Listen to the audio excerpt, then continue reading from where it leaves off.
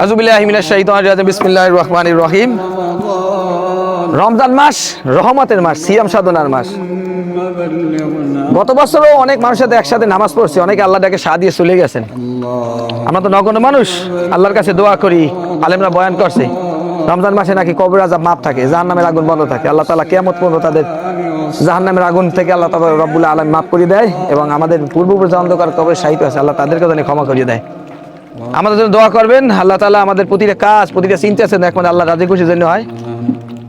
রোজা রাখতে পারছি, এটা আল্লাহর কাছে লাখ কোটি শুকরিয়া। আল্লাহ পাক রব্বুল আলামিন আমার যে জানে শত্রু, তার প্রতি ইনসাফ থাক। আল্লাহ তাআলাও নেক হায়াত দীর্ঘ সুস্থ দান করুক। আমাদের জন্য দোয়া করবেন। আমরা জানি প্রতিটা মানুষের বাড়ি দৌড়ে জানি হাসি মুখ ফুটাইতে পারি, কারণ আমরা তো এই দুনিয়ার বাসিন্দা না, চলে যাইতে হবে। জাকাত ভিত্তিক অর্থনীতি যদি বাংলাদেশে থাকতো তাহলে কোনো মানুষ দুঃখে দুঃখে শেষ হয়ে যাইতো না।